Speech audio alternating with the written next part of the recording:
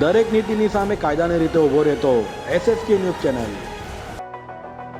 કાશ્મીરના વૈષ્ણોદેવીમાં થયેલા આતંકી હુમલાના વિરોધમાં હિન્દુ સંગઠનો દ્વારા ઉધના 3 રસ્તા ખાતે વિરોધ પ્રદર્શન કર્યું હતું અને આતંકવાદનું એક જ સ્થાન પાકિસ્તાન ઓર કબ્રસ્તાનના બેનરો સાથે વિરોધ કરાયો હતો।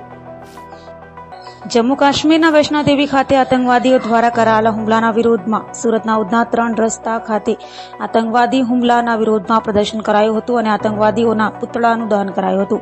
હિન્દુ સંગઠન દ્વારા ભારતભરમાં વિરોધ પ્રદર્શન કરાઈ રહ્યું છે અને આતંકવાદી કા એક સ્થાન પાકિસ્તાન ઓર કબ્રસ્તાન બેનરો લઈ વિરોધ કરવામાં આવ્યું હતું અને ફરી કેન્દ્ર સરકાર સર્જિકલ સ્ટ્રાઇક કરી આતંકવાદનો સફાયો કરે તેવી માંગ કરાઈ હતી, જેમાં મોટી સંખ્યામાં હિન્દુ સંગઠન દ્વારા વિરોધ કરાઈ રહ્યો છે।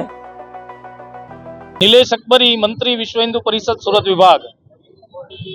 આજે જે કાશ્મીરની અંદર 9 જૂનના રોજ આતંકવાદીઓ દ્વારા જે હિન્દુ શ્રદ્ધાળુ ઉપર હુમલો કરીને નરસંહાર કરવામાં આવ્યો છે, તેના વિરોધમાં બજરંગદળ દ્વારા વિરોધ પ્રદર્શન અને મહામહિમ રાષ્ટ્રપતિ મહોદયાને આવેદનપત્ર આપીને ભારત સરકાર સમક્ષ બજરંગદળ દ્વારા માંગ કરવામાં આવે છે કે આ પ્રકારનો આતંકવાદ છેલ્લા ઘણા વર્ષોથી પાકિસ્તાન સમર્થિત રહ્યો છે અને પાકિસ્તાન દ્વારા કાશ્મીરની અંદર ઘૂસણખોરી કરીને આતંકવાદને સમર્થન આપવામાં આવી રહ્યું છે।